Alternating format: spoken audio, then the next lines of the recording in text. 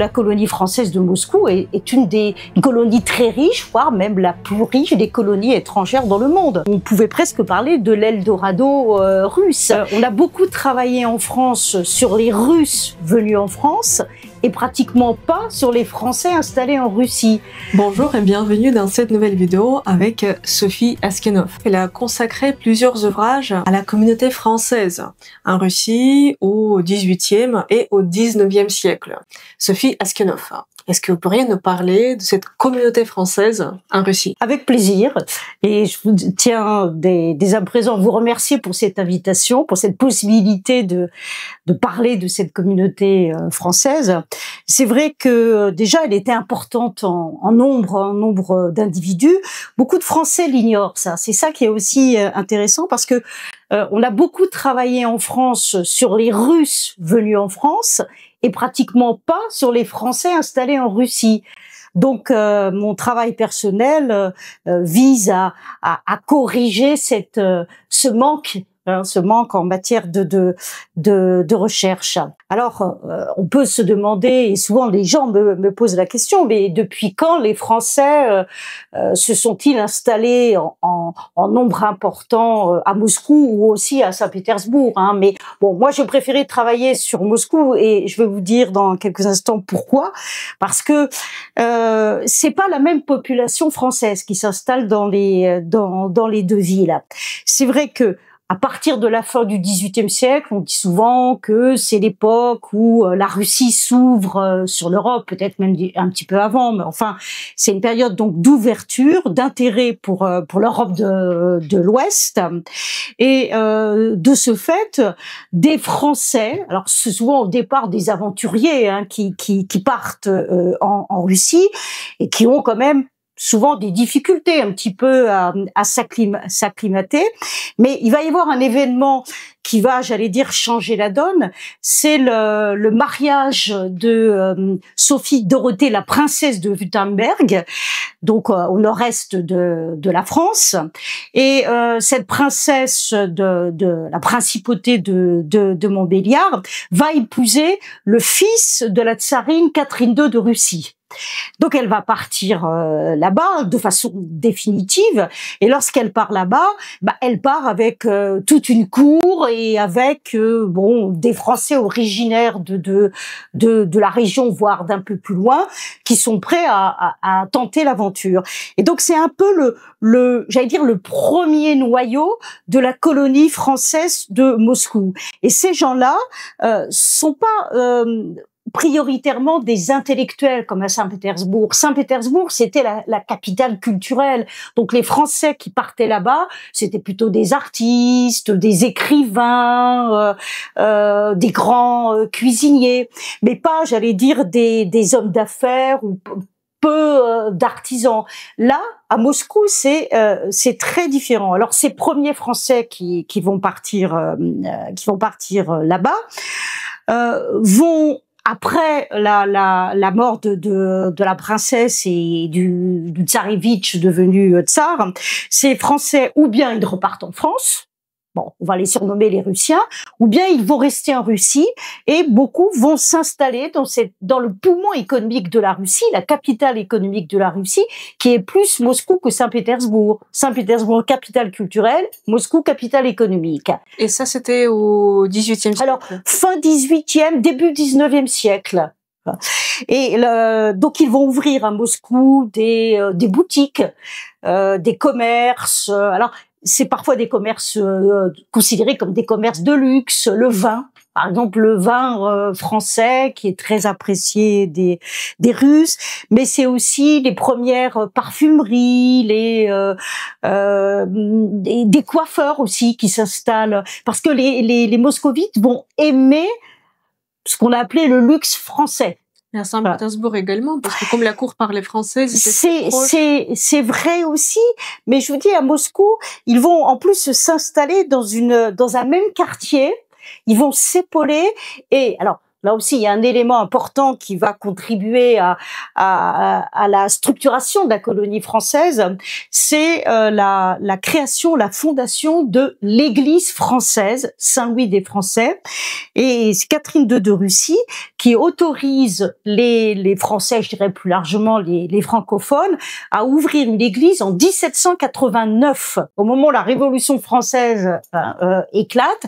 Les Français qui sont en Russie ont le droit d'avoir une église, un lieu de culte, et ça a l'air de rien, mais c'est important parce que ce lieu de culte catholique va contribuer à créer des liens entre tous ces Français. C'est un lieu, je dirais, non seulement religieux, mais aussi social. Et peu à peu, autour de cette église, autour de ces premiers artisans, de ces premiers commerçants, une première communauté donc se structure. Mais il y a toujours un mais, malheureusement. Un autre événement que l'on connaît tous, c'est la campagne de Russie de Napoléon, et cet événement va complètement bouleverser la vie de cette première colonie, puisque l'arrivée de Napoléon donc à Moscou va être suivie par la fameuse retraite de Russie, l'incendie de Moscou, et donc là cette première colonie, elle est traumatisée par cet événement, et beaucoup de ces Français vont suivre l'armée napoléonienne dans sa retraite, c'est-à-dire vont rentrer ou tenter de rentrer. Napoléon. Voilà, avec Napoléon, vont tenter de rentrer en France. Il y en a qui vont mourir dans la neige. Ils suivent l'armée dans sa retraite. Voilà. C'est-à-dire quand Napoléon il a pris Moscou, après il y a eu l'incendie, les Français ensuite ils sont repartis avec Napoléon Bonaparte. Voilà, beaucoup sont repartis. Et donc il y a cette colonie française, elle est quasiment morte au lendemain de 1812. D'accord. Et aussi j'ai une question concernant la première colonie. J'ai vu passer une idée selon laquelle cette première colonie c'était dans la plupart les monarchistes qui ont quitté la France. Il y en a eu quelques-uns, mais pas tant que ça. Il y a eu ce qu'on appelait les contre-révolutionnaires, des aristocrates. Il y en a eu quelques-uns, c'est vrai. Mais je vous dis, ils se sont greffés sur les Montbéliardais qui étaient venus auparavant. Ils se sont greffés sur les prémices de cette colonie constituée d'artisans, de commerçants. Alors, ils l'ont alimenté, cette colonie, mais ils sont pas si nombreux que ça, hein, à Moscou en tout cas. Il y en a plus qui se sont réfugiés justement parmi ces aristocrates français qui sont partis à Saint-Pétersbourg. Et une petite précision pour nos spectateurs, c'est qu'en Russie, à cette époque-là, toute la haute société parlait français. Exactement. C'est pour ça qu'ils pouvaient s'assimiler beaucoup plus facilement. Alors, de fait, il y a aussi quelques Français, j'allais dire, qui se sont improvisés précepteurs. Qui donnaient des leçons aux enfants de l'aristocratie russe. Enfin bon, en quelques mots, on a donc une première colonie qui naît à la fin du XVIIIe siècle, qui se développe bien, qui est réputée, qui se développe autour de cette église française et qui est anéantie par le drame de 1812. Donc je dirais, voilà, il y a une fin. Et alors on aurait pu penser que cette fin était définitive. Non, il faut attendre alors quelques décennies, c'est-à-dire je dirais les années 1860, 70, ou plutôt la fin du 19e siècle, où à nouveau, on observe un nouvel élan de la part de certains Français qui manifestent leur intérêt, leur envie de partir de nouveau donc à Moscou et de s'implanter là-bas, de s'enraciner. Alors, là, et c'est donc le noyau de la seconde colonie. Mais cette seconde colonie, c'est plus, elle est constituée davantage d'hommes d'affaires, d'industriels. Pourquoi? Parce que c'est le moment où la Russie se modernise, se lance dans la révolution industrielle, et elle manque pas tant de main-d'œuvre que, j'allais dire, d'ingénieurs, de têtes pensantes. Et donc, elle fait appel ou elle sollicite des ingénieurs français, allemands, et beaucoup de Français répondent à cet appel. Et c'était vers quelle année? Je vous dis, après 1860, les premiers arrivent vers 1860. C'est-à-dire, il a fallu attendre 50 ans après Napoléon Bonaparte, après voilà, l'invasion française, que les Français puissent revenir. Voilà, c'est à peu près ça, ce laps de temps, pour qu'il y ait un nouvel attrait. Et alors, donc, ce sont des industriels qui vont diriger des entreprises, beaucoup de textiles, de métallurgie, d'Assyrie, puisqu'on construit aussi des chemins de fer en Russie, et ils ont des usines impressionnantes. Et alors, ce qui est amusant, si on veut, c'est que ils s'installent dans le même quartier que leurs prédécesseurs. C'est-à-dire, de nouveau, ils s'installent autour de l'église française, autour de cette église qui va se développer. Et alors, ce qui va permettre aussi, qui va favoriser donc le développement. Bon, donc il y a toute la politique économique de la Russie, politique économique et diplomatique, avec l'alliance franco-russe. Ça encourage encore plus les Français à partir. C'est évident. Mais ceux qui partent, il faut qu'ils se sentent bien accueillis là-bas, qu'ils vivent bien. Et comme ils partent avec leur famille ou qu'ils créent des familles sur place, se pose le problème de la scolarisation de leurs enfants. Alors, on disait tout à l'heure, oui, il peut y avoir des précepteurs qui peuvent, et en l'occurrence des précepteurs, des maîtres d'école russes qui pourraient enseigner le russe.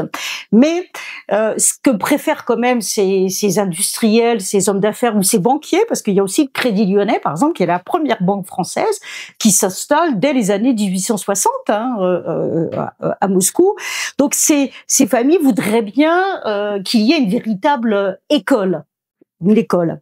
Alors il s'avère que donc le curé de la paroisse française de Moscou, se rendant compte de cette demande, de cet appel finalement de la communauté française, va prospecter en France pour savoir s'il pourrait faire venir des enseignants, et surtout à l'époque c'était des enseignantes, pour créer des écoles. Alors il y avait déjà une petite école qu'on appelait une école de charité, mais l'école de charité, c'était plutôt ce qu'on appelait aussi un ouvroir, c'est-à-dire pour les catégories plutôt défavorisées de la population. À Moscou, oui. Pour les catégories défavorisées des Français. Alors, qui accueillait plutôt des Russes, là, justement. C'est ce qu'on appelle, oui, vraiment une école de charité. Et on apprenait à ces enfants essentiellement un métier manuel. Un métier manuel. Mais c'était l'enseignement en français ou en russe? Alors les deux. Et quel lien avec la France à l'école de la charité? Les écoles de charité, c'est ce type d'école, elles existent depuis le XVIIe siècle en France, et ce sont donc les enseignants sont des volontaires qui veulent faire acte de charité, et donc sur place, et donc voyant qu'il y a certaines catégories défavorisées de la population qui n'ont pas le droit à la scolarité, ils les prennent en main. Et alors, dans les deux langues, ils sont bien obligés de leur apprendre quelques mots français, mais ça correspond pas à l'attente des familles d'industriels ou de grands commerçants français. Et donc, je disais, le curé de la paroisse va lancer un appel, et il va trouver à Chambéry, alors Chambéry c'est en Savoie, il va trouver une congrégation religieuse qui s'appelle les Sœurs de Saint-Joseph de Chambéry. C'est une congrégation qui existe depuis longtemps, et cette congrégation c'est son identité, se veut missionnaire, et elle se spécialise entre autres dans l'Europe du Nord. Elle a déjà ouvert des structures d'accueil en Suède, au Danemark, et elle est présente déjà aussi un petit peu, elles sont pas très nombreuses, mais à Saint-Pétersbourg. Donc on se dit, voilà, on leur propose à ces sœurs de venir s'installer à Moscou et de prendre en main donc ces écoles. Ça va marcher, ça va fonctionner, et c'est en 1872 que les premières sœurs arrivent. Alors elles sont dépaysées, elles sont, parce qu'elles parlent pas le russe, mais elles vont s'y mettre, elles vont Donc, alors, elles s'occupent, en arrivant en 1812, je vous dis, elles sont pas très nombreuses, hein, elles sont 4-5 au départ, donc elles s'intéressent aussi, elles prennent en main l'école de charité, elles s'intéressent plus aux garçons, et puis, comme on se rend compte qu'elles sont pas suffisamment nombreuses, c'est en 1889, alors là, il y a une grande vague, il y a un grand appel qui est lancé à la communauté du Chambéry pour leur demander, envoyez-nous des relais de nouvelles sœurs pour diriger et développer l'école de filles qui est vraiment organisée et prise en main par les sœurs en 1889. Et là, c'est le début des écoles françaises, et je dirais c'est même l'origine du lycée français de Moscou d'aujourd'hui, parce que les bâtiments sont les mêmes.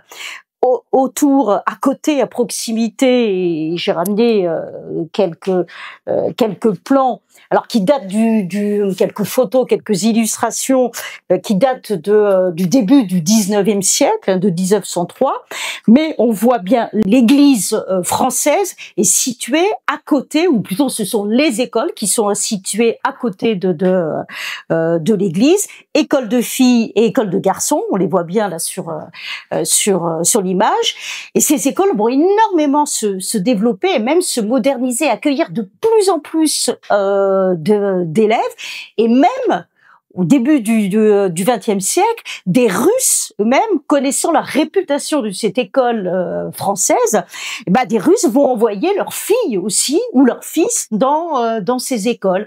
Donc c'est l'école de filles d'un côté, l'école de garçons de l'autre. Bien sûr, on le voit sur le plan, il y a deux cours différentes, mais c'est surtout l'école de filles qui se modernise le plus. Et à tel point que au début du XXe siècle, vous avez un homme politique qui joue un rôle important en France, qui est Paul Doumer, qui vient en visite officielle à Moscou, et il va visiter l'école française. Il est ébahi de voir, donc à la veille de la Révolution de 1917, la modernité de cette école, non seulement en matière d'enseignement, mais en matière de cadre. Il faut savoir que cette école, quelques années avant la Révolution russe, elles ont un dentiste à domicile, dans l'école. Elles ont une salle de cinéma. Elles ont un atelier aussi de typographie. Enfin, et puis dans un décor agréable, bien décoré. On a conservé quelques photos. Donc voilà. Donc les Français installés là, ils y restent puisqu'ils ont de quoi encadrer leurs enfants. Leur usine marche bien. Ils ont de quoi encadrer leurs enfants. Et puis va être ouvert aussi au début du XXe siècle, en 1903, une crèche pour les tout petits, une crèche française, tenue aussi par les religieuses. Puis je dirais dernier élément qui constitue finalement un ensemble, ce qu'on a appelé l'enclos français de Moscou, une sorte on disait l'asile à l'époque, mais c'est dans le sens de maison de repos, maison de retraite pour les vieux Français, pour les anciens Français qui ne veulent pas rentrer en France. Et tout ça dans un même périmètre autour de l'église française. C'est un véritable, enclos, petit quartier français, donc fréquenté par ces industriels français. Et alors, je parle des industriels, mais il faut savoir que les Français, et je le disais tout à l'heure, ont aussi la réputation du savoir-vivre, savoir-être, du bien manger aussi, et ça va attirer aussi un certain nombre de pâtissiers, je dirais des commerçants spécialisés dans les commerces de bouche. Et vous avez entre autres la famille Sioux, S-I-O-U, qui est d'origine bretonne, qui va s'installer à Moscou et qui va ouvrir d'abord une première pâtisserie qui a énormément de succès. Et à la veille de la Révolution, la famille Sioux en a 5 à Moscou, 5 pâtisseries et qui évidemment marchent très très très très bien. Et alors tous ces commerçants ou ces parfumeurs aussi, parce qu'il y a les parfumeurs, font de la publicité dans le journal paroissial, puisque je disais la paroisse c'est le cœur battant de cet enclos français, de cette communauté française. Alors le journal paroissial, il donne des informations de la paroisse française, françaises, les communions, etc. Mais il y a des pages qui sont consacrées à la publicité des commerçants qui sont en quelque sorte les sponsors et j'en ai aussi amené quelques exemplaires que vous verrez sur la projection. On a entre autres la famille Sioux et compagnie, donc qui fait de la publicité pour spécialité de pâté aussi, d'articles. Et puis alors ils vont ouvrir aussi après la famille Sioux, donc une papeterie. Vous avez l'eau Vittel en France qui est présente aussi à Moscou. Enfin donc on a tous ces placards publicitaires qui montrent la réussite des Français, et c'est vrai que la plupart ont très bien réussi. D'ailleurs, des journalistes qui viennent en visite, je pense à un journaliste du Figaro qui avait fait tout un petit reportage à l'extrême fin du 19e siècle, début 20e siècle. Il dit que la colonie française de Moscou est une colonie très riche, voire même la plus riche des colonies étrangères dans le monde. Donc c'est révélateur de la place de la France à Moscou et d'une bonne intégration des Français dans cette ville. Alors je dirais que je vais reprendre un petit peu le schéma de la première colonie. J'allais dire jusqu'à présent tout se passe bien, tout est bien, les écoles se développent, les Français s'enrichissent, et s'enrichissent même beaucoup, jusqu'au jour où survient les tensions préalables à la révolution de 1917. Et on a quelques informations à ce propos, en particulier au moment de 1905. On dit souvent que c'est la première révolution, et le curé de cette paroisse française a témoigné, a raconté un petit peu cet événement de 1905. Bon, ça contribue à quelques départs de Français, mais pas beaucoup. La plupart sont restés en disant que les événements sont passagers, que ça va pas sur le long terme perturber la vie de la colonie. Donc voilà, il y a toujours quelques incertitudes, quelques doutes, mais bon, il reste. La plupart des Français restent jusqu'en 1917, où là la situation est totalement différente. Alors, en février 1917, quand il y a la première agitation révolutionnaire, je dirais on est un peu comme en 1905, on se dit c'est passager, on tient le coup, on se serre les coudes entre Français. Ça sera pas du tout la même chose en octobre 1917. Pourquoi? Il y a une raison propre à la situation géographique de la colonie française. Tout à côté de ce fameux enclos, il y a ce qu'on appelle le télégraphe. Et le télégraphe, c'est un point stratégique.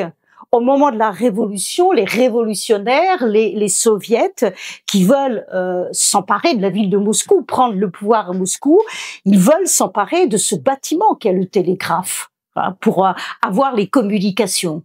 Et donc en octobre 1917, au moment de ce qui correspond pratiquement au moment de la fête de la Toussaint en France, il y a l'assaut du télégraphe. Et les Français sont tout à côté, les enfants sont en classe, et on raconte que pendant 8 jours, pratiquement, enfin surtout pendant 4 jours, mais ça va quand même durer un petit peu plus, pendant disons globalement une semaine, les Français se trouvent sous le feu des tirs. Est-ce que les soviets vont réussir à prendre le télégraphe? Il y en a d'autres qui résistent. Donc ils se barricadent. C'est particulièrement dangereux, ne serait-ce que de sortir de la cour de récréation, de faire sortir les enfants. Il peut y avoir une balle perdue. Et d'ailleurs, il y a eu un Français qui, au début 1917, a été tué par une balle perdue lorsqu'il traversait la cour. Et de ce fait, le jour où les tirs sont les plus violents, enseignants, les religieuses, qui ont à peu près 80 filles dans leur école, vont décider de ne pas les faire sortir pour qu'elles rentrent dans leur famille le soir.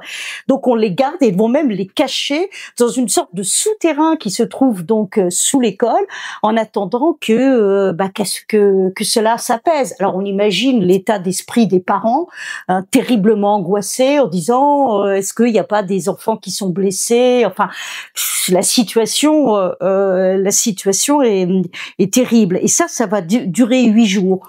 Au bout de 8 jours, bon, les choses s'apaisent, les enfants vont pouvoir retourner dans leur famille, mais ça a quand même traumatisé les familles, les parents, et c'est à partir de ce moment-là que la situation va se tendre et que de plus en plus de Français se disent, dans un premier temps, il est peut-être bon de rapatrier notre famille.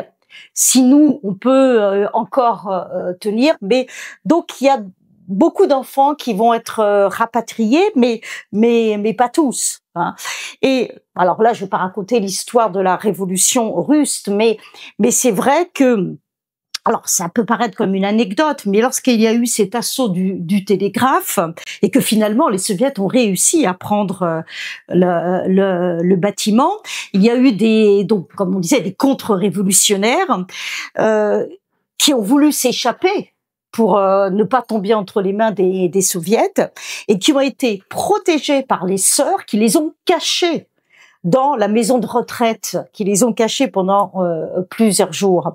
Alors, ça a l'air d'être pas grand-chose, mais il y aura des dénonciations, et quelques mois plus tard, en 1918, plusieurs sœurs vont être arrêtées par la Tchéka, par la police, et elles vont être accusées d'être opposées à la révolution russe. Alors elles vont se défendre en disant nous on fait simplement notre travail d'enseignante, etc. Mais on va leur sortir, mais oui, vous avez protégé des contre-révolutionnaires. Et plusieurs de ces sœurs vont être emprisonnées pendant pratiquement donc 1 mois. Donc c'est terrible pour elles. Et puis alors il y a les religieuses, mais aussi des industriels qui vont voir déjà leur entreprise nationalisée du fait de la révolution, qui vont être arrêtés, qui vont aussi être emprisonnés. Donc bref, je dirais que là il y a comme en 1812 une déstabilisation de la colonie française, et peu à peu, ces Français se rendent compte que la situation est intenable et rentrent. Donc il y a une hémorragie progressive durant toute l'année 1918, en fait, 1918, et les derniers Français qui vont résister, qui vont rester sur place, ce sont les religieuses et le curé.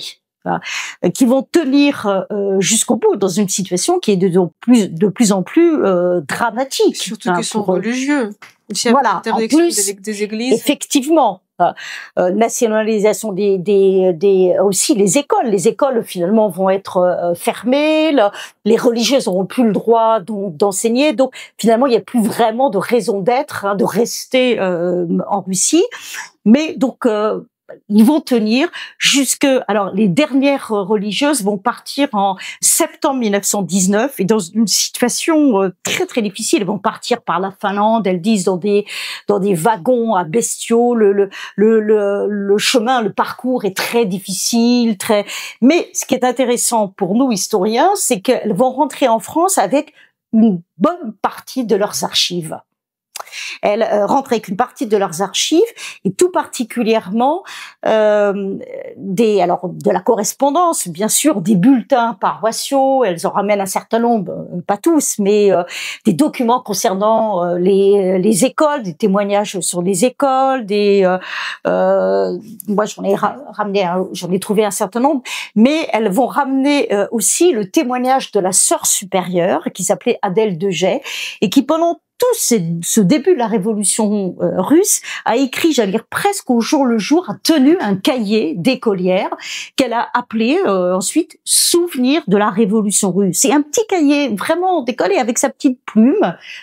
Elle raconte au jour le jour, et des anecdotes comme j'évoquais tout à l'heure, l'assaut du Télégraphe en 1917. C'est le cahier que vous avez en version imprimée. Voilà, j'ai une version puisque les religieuses l'ont ramené à Chambéry, et donc moi je n'ai qu'une version photocopiée, mais qu'elles m'ont donnée, et c'est hyper émouvant, quoi. Il y a à peu près 80 pages de petite écriture, souvenir de la Révolution.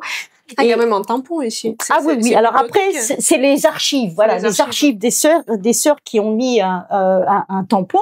Mais je vous donne un exemple de ce qu'elle raconte. Quand il y a eu l'assaut du Télégraphe, elle disait donc que les petites filles, là, les écolières, étaient cachées dans un souterrain, mais fallait bien les nourrir, ces écolières. Donc il y a des sœurs qui font la popote.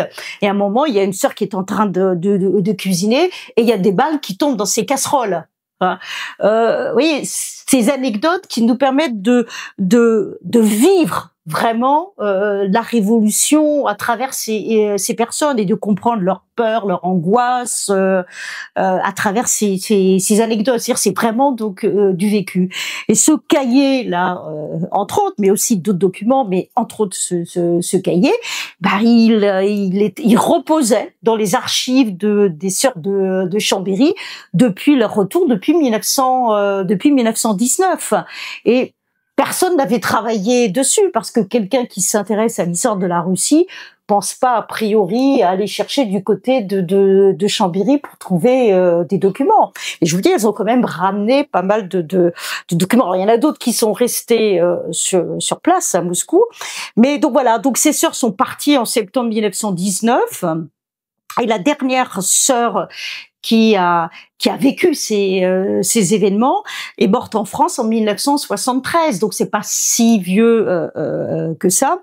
Et alors vraiment le dernier à partir, c'est le curé Jean-Marie Vidal, qui lui aussi a laissé des renseignements très intéressants, une correspondance, enfin un témoignage.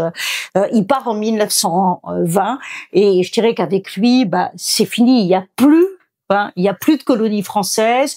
L'Église va survivre un petit peu. Bon, enfin, c'est l'âge d'or, comme on peut dire, l'âge d'or de cette deuxième colonie, de la fin du 19e siècle, des années 1860 à 1917. L'âge d'or est terminé, et pourtant, on se dit que cette colonie était bien partie et qu'elle a contribuer, c'est intéressant, au développement économique de la Russie. Et vous savez qu'aujourd'hui, si vous allez à Moscou, dans la rue, je sais pas si je me souviens plus exactement, je crois que c'est la rue Oulitskaya, où il y a encore, on voit, si on lève un petit peu les yeux, on voit écrit en français encore Depré, vin et liqueur. Et Depré, c'était le nom du marchand français, donc qui vendait le vin. Et donc c'est tout, ça n'a pas été effacé. C'est un témoignage un reste qui survit donc de la présence française en Russie. Et alors bon, cet îlot français, qu'est-ce qu'il est devenu finalement après la Révolution? Je disais, la plupart des Français sont partis, mais il y en a quelques-uns, entre autres un couple d'origine alsacienne, monsieur et madame Hoth, qui ont essayé, alors d'abord qui sont restés, et puis qui ont essayé de faire vivre cette paroisse française, mais bon, c'était très très très difficile.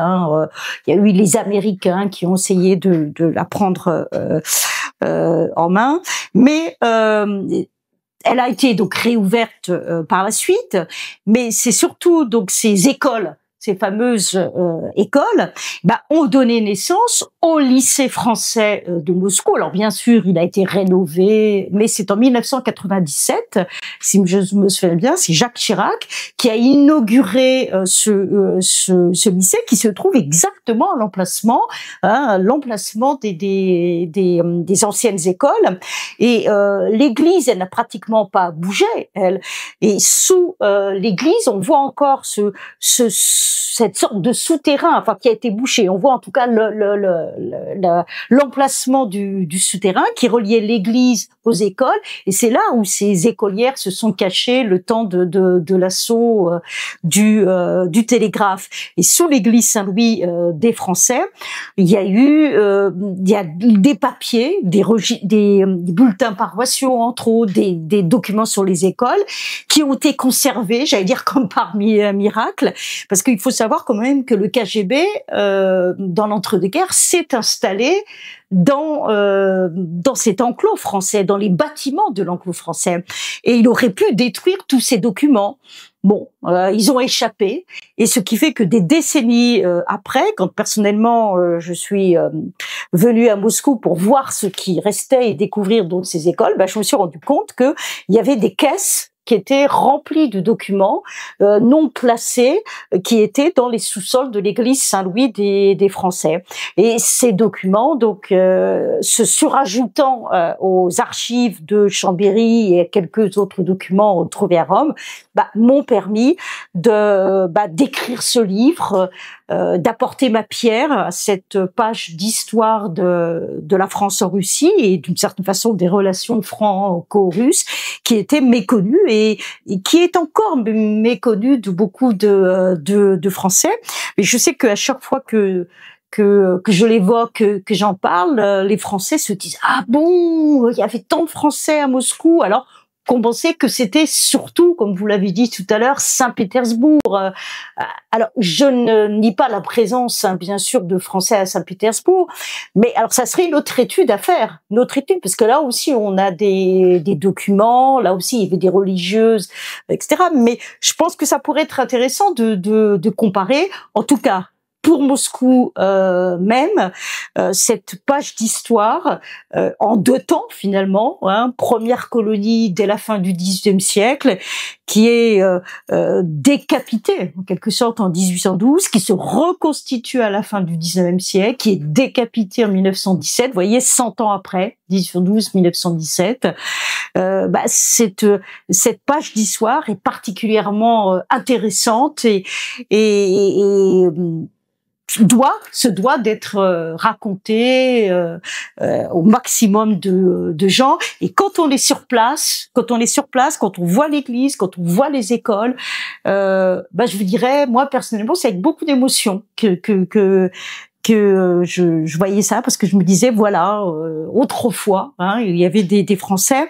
Et je terminerai peut-être en disant aussi que il faut pas oublier que ces Français donc expatriés, lorsqu'ils mouraient sur place,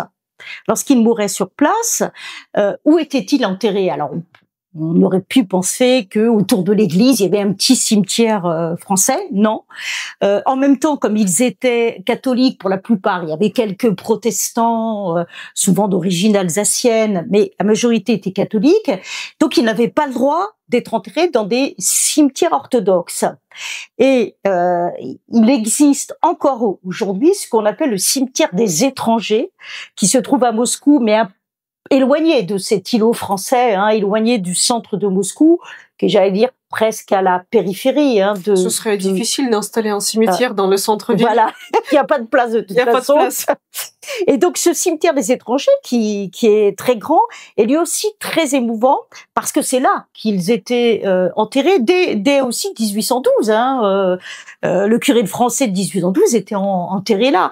Et donc on voit ces tombes avec des noms de Français.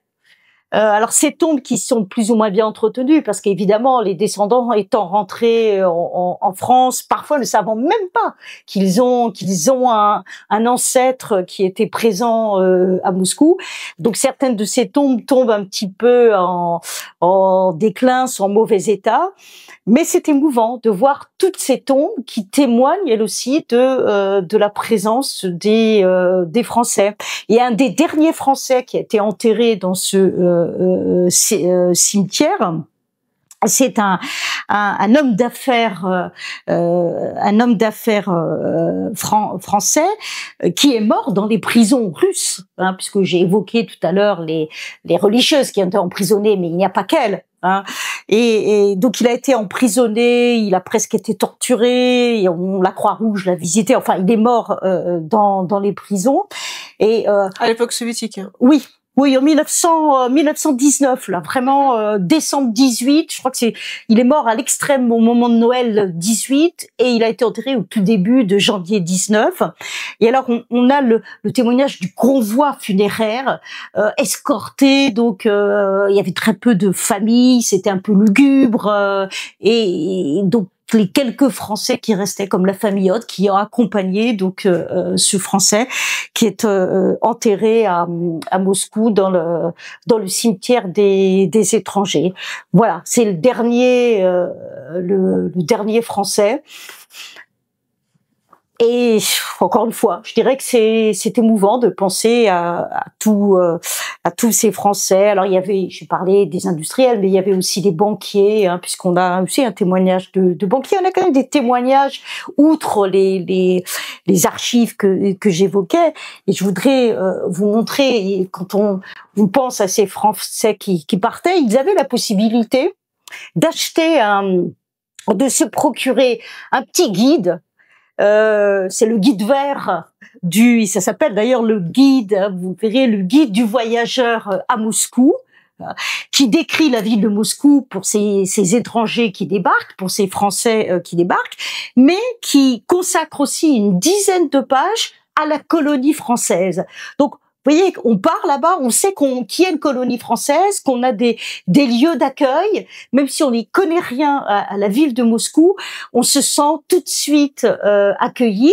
Et dans ce petit livre, alors il y a eu plusieurs éditions. Moi, j'ai trouvé l'édition de 1917, la dernière publication à l'heure de la Révolution.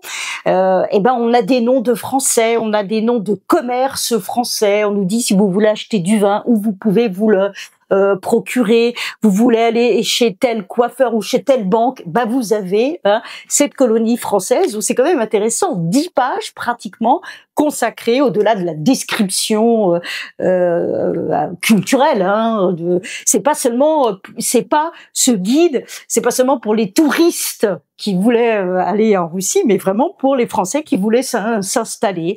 Et ce petit guide a été écrit par un Français, Tastevin, publié par ce Français qui avait une imprimerie aussi à Moscou jusqu'en 1917. Et donc, on débarque à Moscou, on va chez Tastevin et on se procure son petit guide du voyageur à Moscou.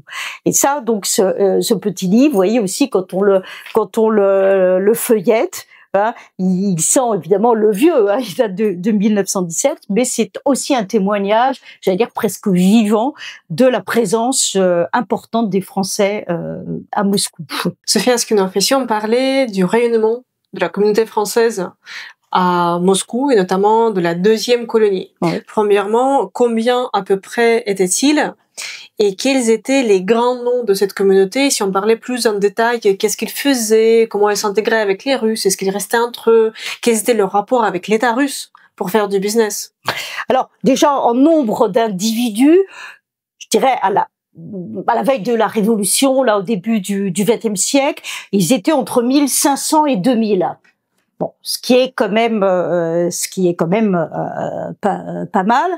Alors, est-ce qu'ils avaient vraiment des relations avec les Russes? Bon, bien sûr qu'il y a eu des mariages mixtes entre Français et Russes, mais il y a quand même une volonté de préserver une identité française, de montrer aux Russes, il faut que ça soit bien visible que la France est un pays développé sur le plan économique, sur le plan culturel, mais un pays aussi qui est prêt à accueillir aussi donc les Russes. Ce qui fait que au cœur, il y avait une alliance française, par exemple. Il y avait une alliance française à Moscou qui organisait des conférences, et ces conférences accueillaient aussi bien des Français que des Russes. Il y avait des cours de français qui étaient donnés aussi pour les Russes.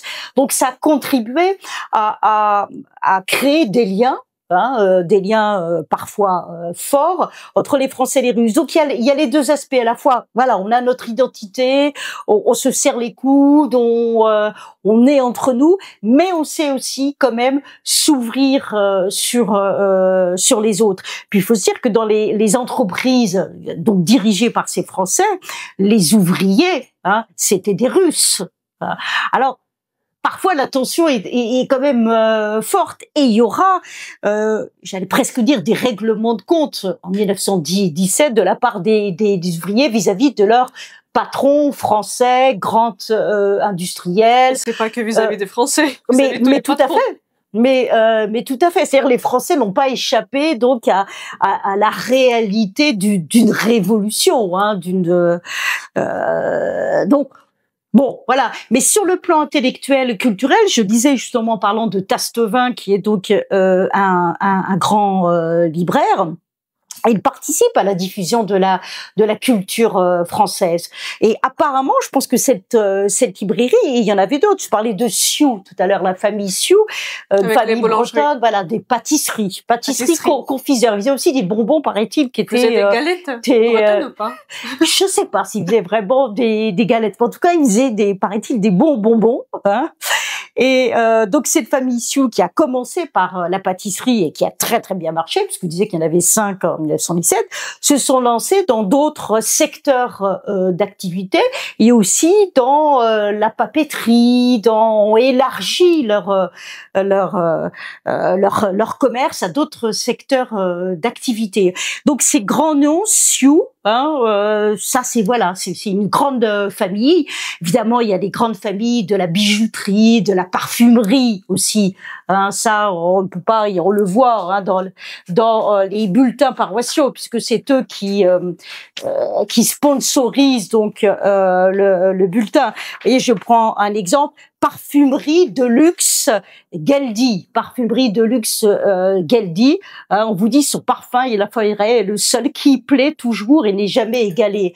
C'est pas que les Français qui achètent ces parfums-là, ce sont les Russes aussi qui sont friands du luxe français. Bien sûr. Et encore aujourd'hui, évidemment. Donc il y a des noms comme ça. Il y a plus des noms d'industriels, mais ces noms sont ces noms de Sioux, de Geldi, de Raleigh aussi, effectivement. C'est-à-dire c'était l'industrie, et quel genre d'industrie?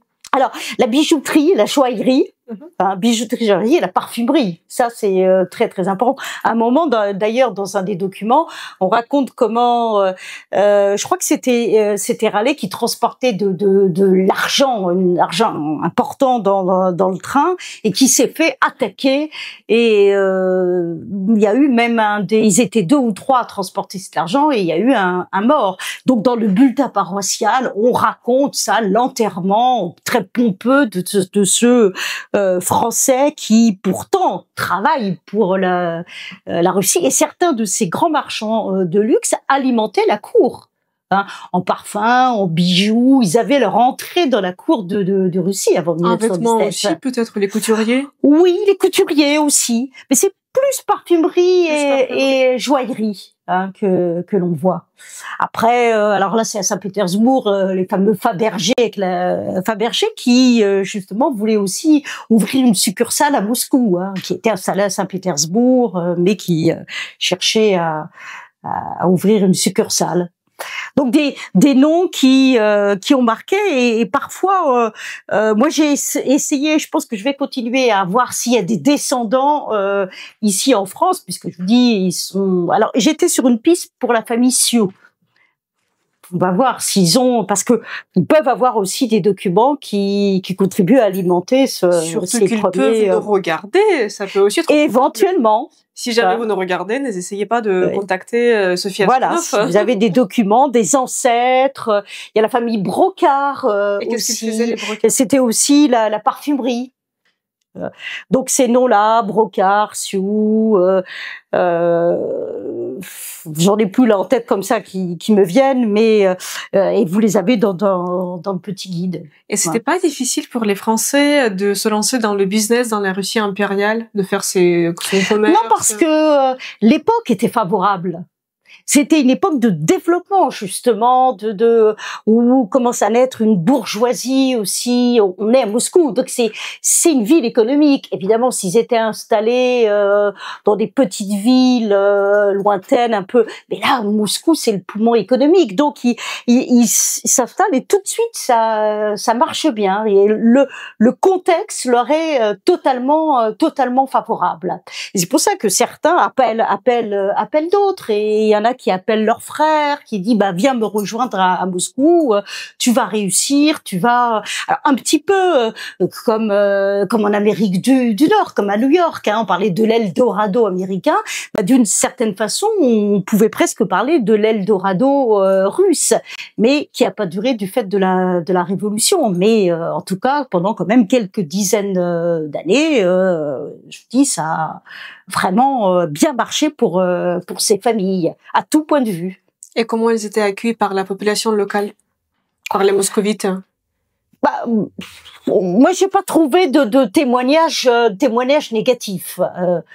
Dans la mesure où ils apprenaient aussi le russe. Même ces fameuses religieuses là qui ne parlaient pas un mot, elles ont bien été obligées d'apprendre le russe.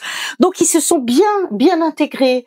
Et je vous dis, il y a eu des mariages mixtes et non, enfin on n'a pas de témoignage du règlement de compte vis-à-vis parce qu'ils participent au développement de l'économie russe, de la ville de Moscou.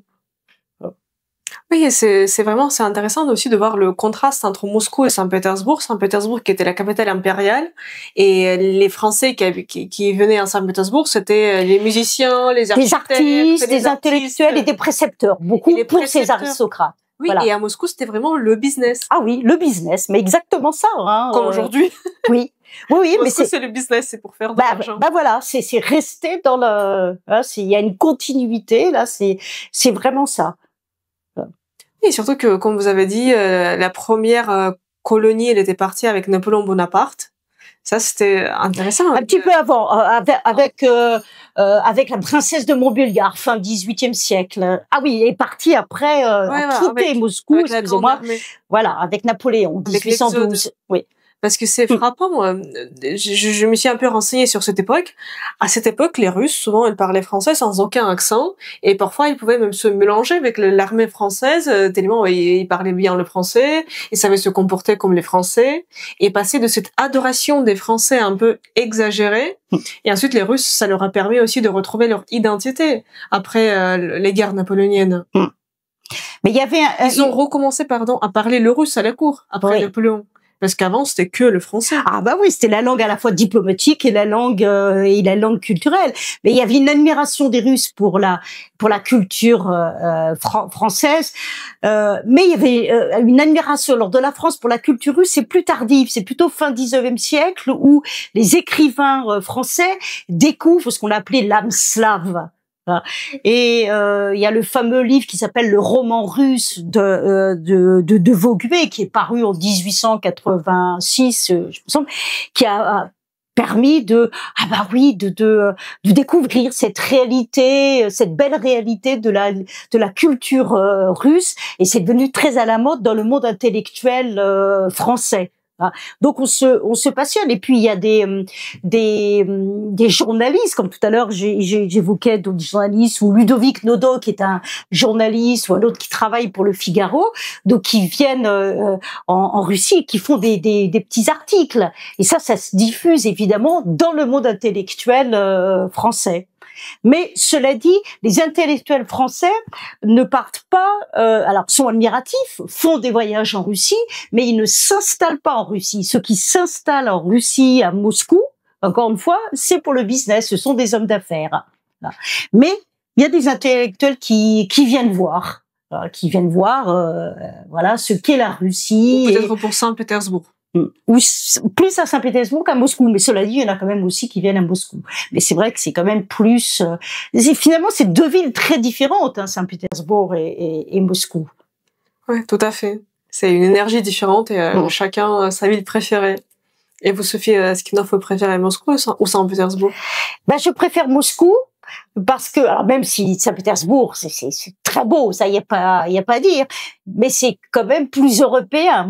Je trouve que Moscou, il y a plus justement davantage cette âme russe. Donc je préfère Moscou, qui a beaucoup changé aussi. Ça a beaucoup changé. Mais je suis d'accord avec vous, moi je préfère aussi Moscou. Mais c'est parce que j'y ai vécu. Oui. Et je suis pas très objective sur ça, mais oui, c'est une ville. On n'est jamais objectif. On n'est jamais objectif. Moi, si je dis que je préfère Moscou, c'est parce que aussi j'ai travaillé sur l'histoire de cette ville. Mais oui, c'est une belle ville qui, je trouve, s'embellit de plus en plus. Et puis, je vous dis qu'il conserve quand même donc ce petit îlot français que je vous invite, si jamais vous passez par Moscou, à aller voir, puisque c'est vraiment au centre de Moscou. On n'est pas loin de la Place Rouge, hein. C'est vraiment à quelques minutes à pied de la Place Rouge, où vous avez toujours donc ce lycée français, cette église française. Et surtout aussi les Français, parce que après l'éclatement de l'Union soviétique, il y a eu des Français qui ont commencé à s'installer en Russie, notamment à Moscou aussi le plus souvent pour faire aussi des affaires. Et il y a eu aussi une grande communauté. Troisième colonie française. Troisième colonie française après l'éclatement de l'Union soviétique. Oui, je pense après à partir de la perestroïka, déjà il y en a qui commencent à s'installer. Les années 90, 90-2000, où là et on le voyait au lycée français, puisque c'était beaucoup d'enfants d'expatriés français aussi dans le business, qui travaillaient chez Auchan, comme on disait Auchan. Chez Auchan ou dans l'automobile, Peugeot. J'ai un des directeurs d'Auchan qui est mon élève. Ah oui. Et moi, quand je discutais aussi donc avec ces familles françaises installées donc au début du XXIe siècle, les banques aussi, on retrouvait énormément. Voilà, les banques, le grand commerce, le métro, Decathlon, Auchan, Renault, il y avait aussi Renault, Peugeot automobile. Renault, Peugeot, il y avait beaucoup de Français qui venaient aussi pour travailler. Je connaissais plusieurs Français qui étaient venus en Russie pour des missions d'1 an, 2 ans. Voilà, et qui mettaient donc leurs enfants au lycée français. Ouais. Et vraiment, oui, une vraie communauté. C'est vrai qu'avec le Covid, quand vous avez dit que les Français ont quitté la Russie, qui était devenue l'Union soviétique, après l'arrivée des bolcheviks au pouvoir, il y avait aussi... ça, c'était marquant quand les Français ont commencé à quitter la Russie avec le Covid. Fin 2019, début 2020, quand moi j'étais arrivée en France... C'était quand vous avez dit ça, je me suis remémoré ces événements, oui. Et c'est là pendant le Covid que les Français ont commencé à quitter la Russie parce que le Covid ça a commencé à durer pendant des mois et des mois. Bien sûr. Et l'ambassade française en Russie, ils les ont dit partez. Et je me souviens, j'étais venue en France, notamment avec un des vols de répatriation. Ah oui. Répatriation des Français, du personnel de l'ambassade. C'est pour ça que ça m'a fait un petit frisson de voir, non, c'est 100 ans plus tard, 2019, 1900. Mais c'est vrai que c'est tous les 100 ans, 1812, 1900, quasiment tous les 100 ans, 1812 déjà, oui. Napoléon, 1917, 19, et tous les 100 ans, il y a j'allais dire un drame, enfin un événement marquant qui signe un coup d'arrêt au développement, mais ça veut dire aussi que rien n'est perdu.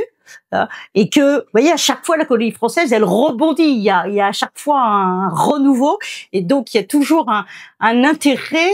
Je dis pas de tous les Français, mais de certains Français pour la Russie et pour ce lien entre la France et la Russie, et une certaine admiration donc réciproque qui peut passer par donc l'apprentissage de la langue, la découverte de la civilisation, de la littérature, et qui peut se faire en parallèle un investissement donc économique en Russie.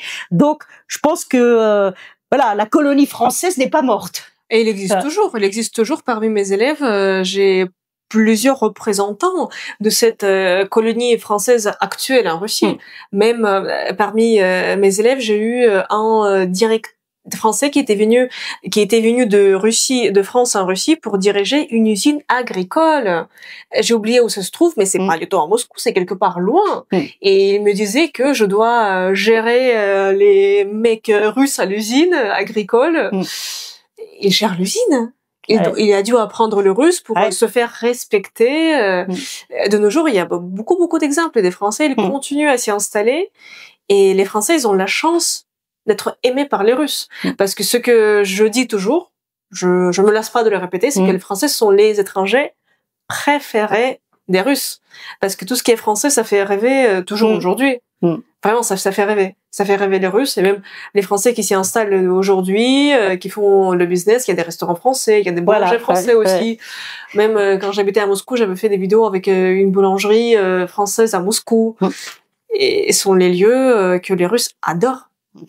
Ça m'étonne pas, non, mais c'est vrai qu'il y a une, et personnellement, moi, j'aime beaucoup la littérature russe, j'aime beaucoup, oui, l'art, la culture russe, et donc ça donne envie d'y aller, et surtout de faire en sorte que des jeunes apprennent le russe, s'intéressent à ça et fassent vivre ce lien franco-russe. Sophie Askenov, à ma plus grande joie, je vous assure que de nos jours, il y a beaucoup de jeunes qui veulent par eux-mêmes apprendre le russe, soit par des liens amicaux, soit par des liens familiales, soit même parce que juste ils ont lu un livre, regardé un film, ou ils ont cette passion. Parmi mes élèves, il y a aussi beaucoup de jeunes, ce qui me fait vibrer, ça me fait plaisir. Eux-mêmes, je comprends. Avant 20 ans, ils décident d'apprendre, ils me disent « Diana, je veux apprendre ». Ça, c'est fabuleux. Mais ce que l'on voit aussi, moi, en discutant comme ça, à part interrompu avec différentes personnes, donc parlant de cette page d'histoire, je me rends compte aussi qu'il y a pas mal de Français qui ont un ancêtre qui a vécu en Russie. Et il y a encore aujourd'hui des noms français. Et je sais que une année, j'avais rencontré une association qui était l'association des Russes d'origine française et qui étaient donc des descendants ou bien de l'époque napoléonienne, même si encore une fois la plupart sont partis, mais il y en a toujours, qui restent, ou des descendants de la révolution russe. Parmi mes élèves, j'en ai aussi beaucoup de personnes qui ont eu des ancêtres en Russie et qui sont très fiers de ces ancêtres. Et qui sont très fiers. Et ils ont raison. 3 générations plus tard, 4 générations plus tard, ils continuent d'apprendre le russe. Et souvent, ils n'en savent pas plus. Ils se disent, ah bah oui, on m'a dit dans ma famille où je sais que j'ai un ancêtre. Mais après, essayer de trouver des traces de ces ancêtres, entre autres, ne serait-ce qu'en passant par ce type de documents, hein, parce que je reprends toujours cet exemple du bulletin paroissial. Bon, le bulletin paroissial, il a été tenu entre 1900 et 1917. C'est pas beaucoup en soi, mais quand même, dans le bulletin, il paraît 3 ou 4 fois par an, et dans ce bulletin, on donne la liste des enfants, par exemple, qui vont faire leur communion. Donc il y a des listes de noms, et puis dans les archives des écoles c'est pareil. Il y a certaines archives où il y a donc la liste des écoliers. Donc on peut trouver encore aujourd'hui, si vous savez que vous avez un ancêtre qui a vécu même peu de temps, hein, mais qui a vécu à Moscou, ça peut être intéressant de fouiller dans ce type d'archives. Et notamment à travers votre ouvrage. Voilà. Et sachez que vous pourriez le montrer, s'il vous plaît, comme ça à nos spectateurs. Tout à fait. Comme ça, ils pourront le voir parce que c'est un grand travail que vous avez consacré à ce sujet. Voilà. Alors le titre est un petit peu plus est centré sur la Révolution, mais il y a toute une première partie sur donc la création, le développement de cette colonie à la veille de la Révolution. Et toutes les archives des sœurs de Chambéry, donc que j'ai trouvées, qu'elles m'ont communiqué, qui étaient chez elles dans leur couvent, maintenant sont déposées. Elles ont tout déposé aux archives du diocèse de Chambéry. Donc c'est tout à fait accessible.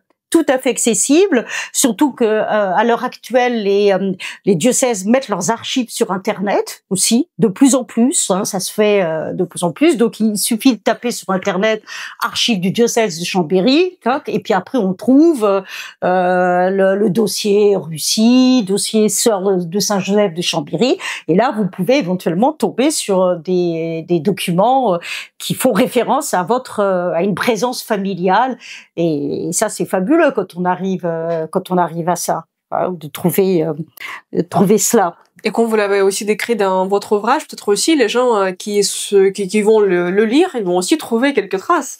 On sait jamais, parce que votre livre, on peut toujours le commander sur Internet. Il y en a dans les librairies, oui, à Paris, dans d'autres villes en France. Oui. Le plus facile, c'est sur Internet. Oui, mais vous pouvez le trouver aussi aux éditions Champvallon. Alors, ce livre n'est pas traduit en russe, tandis que le premier sur les Français à l'époque donc napoléonienne, la première colonie, la première colonie. Donc lui, j'ai eu la chance d'avoir un traducteur russe, donc qui l'a publié, qui l'a fait publier dans cette version. Donc il y a la double version.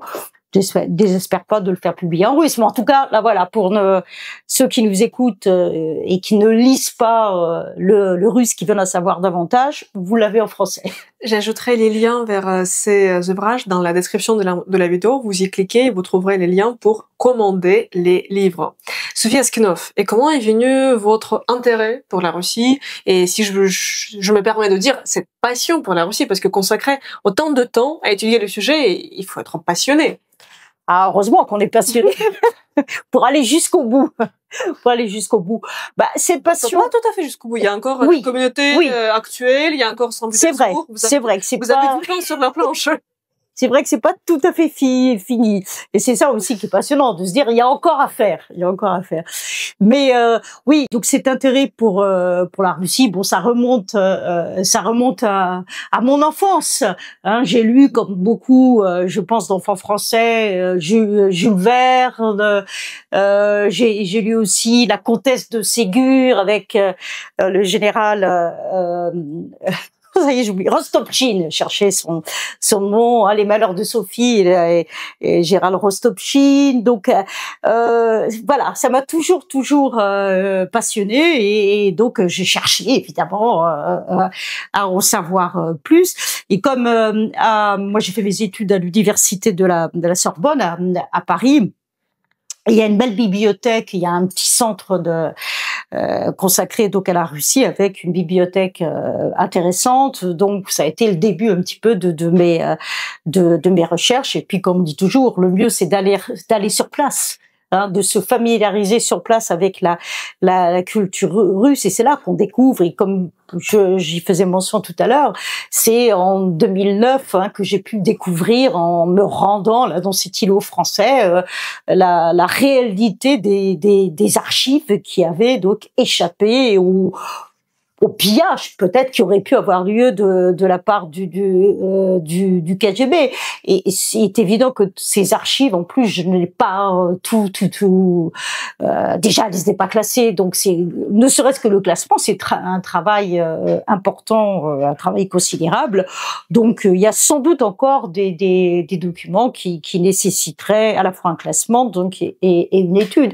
Puis comme il y a des documents qui sont aussi en double, en triple exemplaires, au moins on a fait cadeau, hein. Donc vous voyez, on pourra les montrer à l'écran, des documents originaux sur les écoles, sur le règlement pour avoir une bourse pour les garçons qui veulent fréquenter l'école de garçons, les comptes de la construction, une commission pour examiner les comptes de la construction des travaux de l'église française, l'école Saint-Philippe de Néry, c'est pareil donc à Moscou, où là on vous donne le prix de l'externat, de la demi-pension, du matériel qu'il faut apporter, du trousseau. Vous voyez, une petite aussi, voilà, le trousseau, si on veut placer son fils à l'école Saint-Philippe de Néry, s'il est pensionnaire, il faudra qu'il ait 8 draps, dont 2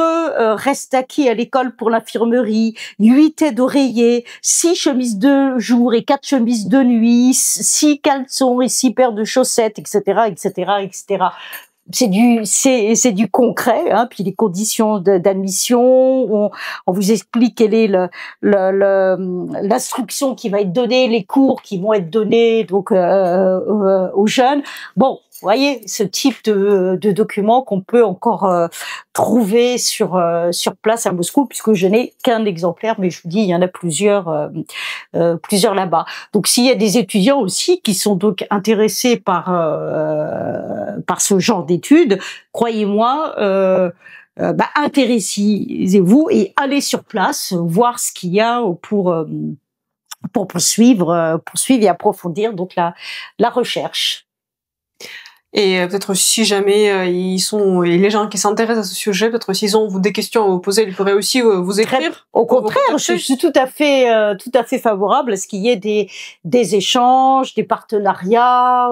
On est là aussi pour travailler ensemble, hein. On n'est pas isolé de sa tour d'ivoire. Et moi, je trouve que les rencontres, c'est aussi quelque chose de fabuleux et qui nous fait avancer à tout point de vue, sur le plan intellectuel, mais c'est aussi sur le plan humain aussi. Et ça, c'est important. Donc, n'hésitez pas, il n'y a aucun souci. Et comment les gens, notamment, pourraient vous contacter?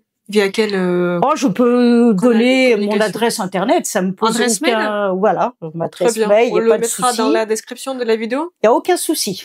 Parce que je pense que parmi les personnes qui regardent cette vidéo, il se peut qu'il y a des gens qui ont eu un ancêtre comme ça à Moscou, en Russie. Et comme ça peut aussi très bien, faire perdurer votre recherche pour de nouveaux ouvrages. Voilà, de nouvelles aventures. De nouvelles aventures. Et sachez que le lycée français aussi était très intéressé parce que par l'histoire, j'ai fait il y a quelques années une conférence devant des élèves du lycée français de Moscou qui ne connaissaient rien de l'histoire des lieux où ils travaillaient. Donc, et avant, c'était l'école de filles, c'était l'école de garçons, il y a eu ça, il y a eu cette attaque.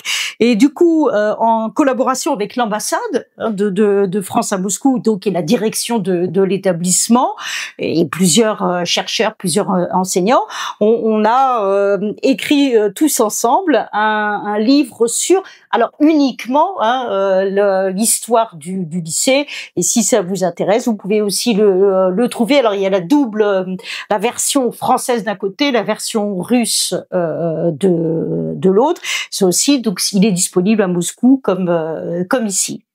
Et donc en français, il s'intitule tout simplement Lycée français Alexandre Dumas de Moscou, une histoire, un présent, un projet. Alors le projet, c'était la restructuration des bâtiments, enfin améliorer, puisque comme il y avait beaucoup d'élèves, ils se sentaient un petit peu à l'étroit dans cet établissement. Parce que même de nos jours, ils étudient selon le système scolaire français, ils ont le bac, c'est pas le système russe qu'ils ont. Ah oui, et c'est un lycée qui a très très bonne réputation. Il y a quasiment 100% de réussite au bac. Hein. Je crois pas me tromper en disant ça. Quand j'étais adolescente, je me souviens, j'étais jalouse des étudiants de ce lycée. Parce que quand j'apprenais le français, et je participais au concours au niveau national de français. Ouais. Et toujours au concours, il y avait les élèves du lycée Dumas. Oui. Qui remportaient les prix. Qui remportaient tous les prix. J'en ai aussi remporté, mais pas au niveau de toute la Russie, j'ai remporté au niveau de ma région. Mais quand je suis allée au niveau de toute la Russie, il y avait notamment les élèves de lycée Dumas et on les regardait, c'était les dieux du français. Waouh, parce qu'il y a aussi des Russes qui peuvent étudier au lycée Dumas. Bien sûr, oui, ça c'est et même autrefois on le voit au fur et à mesure. Je vous disais les premières élèves là, c'était des filles de ces familles, mais peu à peu et de plus en plus de filles russes parce que le bouche à oreille fonctionne. Bon établissement. Oui, c'est très très prestigieux les CDM à Moscou, hyper prestigieux. Oui, c'est un des très très grands. Il y a aussi le collège français à Moscou. Oui. Mais le lycée a vraiment une réputation. Mais non, après les études, on peut aussi s'inscrire au collège.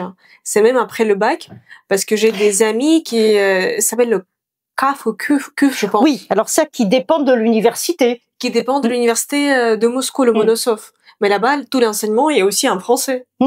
Mais j'avais donné une conférence, moi, il y a quelques années aussi, des étudiants à l'université Lomonosov, ouais.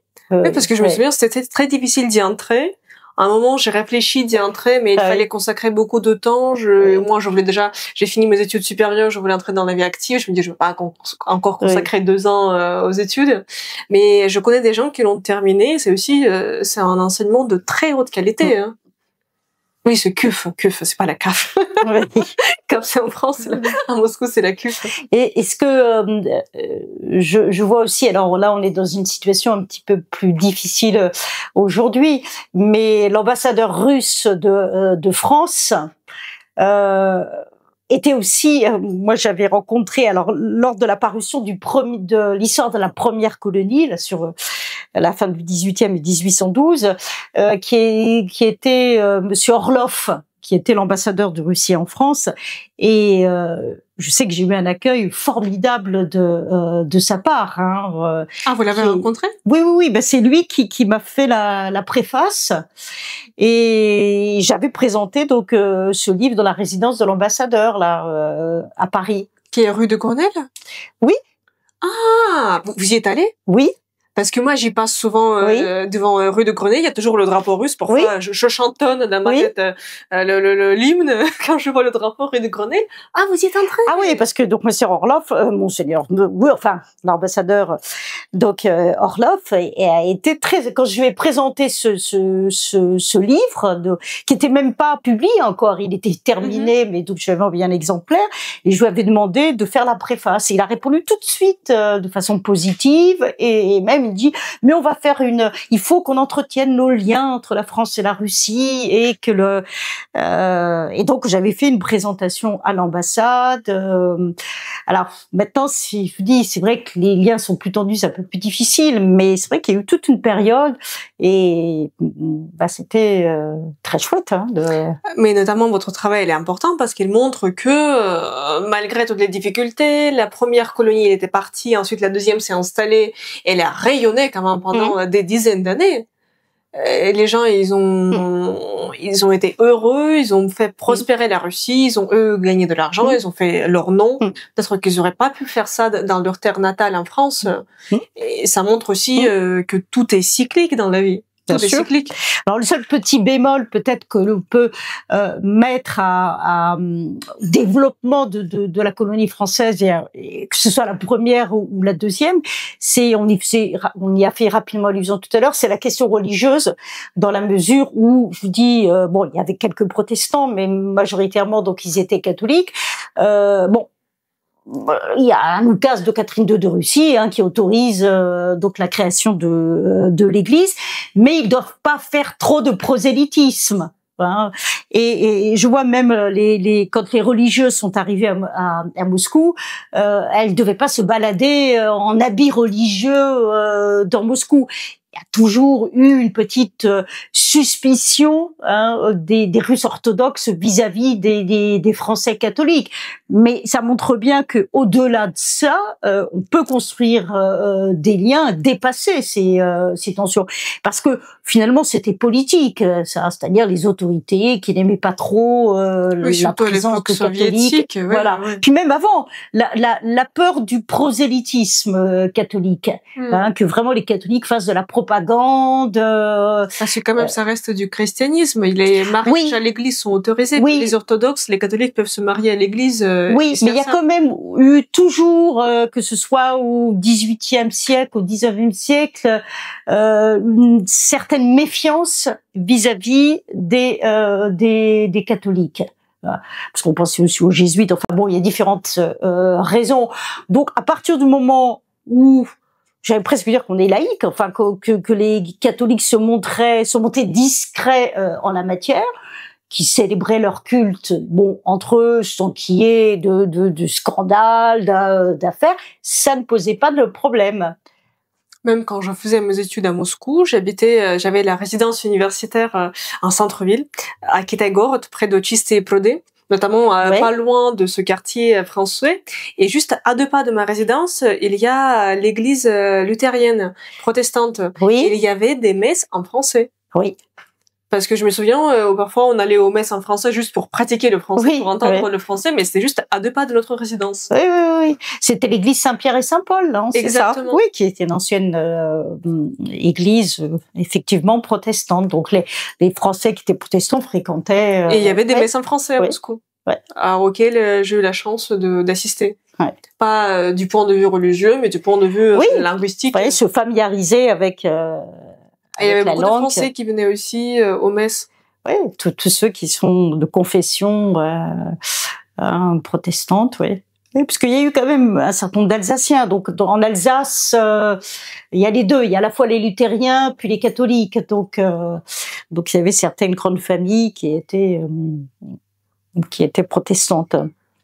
Sophie Askenov, est-ce que vous auriez un mot de la fin à dire à nos spectateurs pour faire une conclusion à ces colonies de Français en Russie, et notamment à Moscou? D'abord qu'il est important de connaître son passé, de connaître son histoire, là au sens large du terme. Je parle pas uniquement de l'histoire individuelle, familiale, mais l'histoire de son pays. Et l'histoire de son pays ne s'arrête pas aux frontières strictes du pays. Donc ça, c'est important de s'ouvrir, d'apprendre. Et c'est ce que je dis souvent d'ailleurs à mes étudiants: ouvrez grand les yeux sur le monde. Et c'est un peu ce que j'ai envie de vous dire aussi, c'est-à-dire que ne restons pas recroquevillés sur nous-mêmes, mais tout en respectant l'identité des uns et des autres, puisque à l'instant on évoquait la question religieuse, on respecte l'identité des uns et des autres, mais on se doit de créer des liens, d'échanger, de s'ouvrir, et cette ouverture, elle passe aussi par la connaissance du passé. Et c'est pour ça que s'il y a aujourd'hui, il y a donc, vous disiez, des Français qui sont installés à Moscou, ça serait aussi intéressant qu'ils se penchent sur l'histoire de cette colonie, pour comprendre qu'ils ne sont pas les premiers à s'installer là, qu'il y en a d'autres avant eux, qui ont tenté l'aventure, plus ou moins bien réussi, mais qui ont tenté l'aventure et qui ont laissé des traces. Voilà, donc continuons donc déjà à travailler sur le passé et à avancer vers l'avenir, puisque on a encore beaucoup de choses à construire ensemble. Bien sûr. Et si vous souhaitez vous renseigner sur le passé, sur les liens, sur ces colonies françaises à Moscou, je vous invite à consulter, à vous procurer les ouvrages de Sophie Askenov. Je vais laisser les liens dans la description de cette vidéo. Et si jamais vous voulez contacter Madame Askenov, je laisse également son adresse mail dans la description de cette vidéo. Et Madame Askenov, Sophie Askenov, merci beaucoup d'avoir participé dans cette vidéo. Je suis certaine qu'elle sera très utile à nos spectateurs. Eh ben, merci pour votre accueil. Ça m'a fait vraiment plaisir aussi de partager à la fois ce travail et cette émotion qui est au cœur de ce travail, de cette recherche. Merci. Et merci à vous de suivre cette interview. Merci.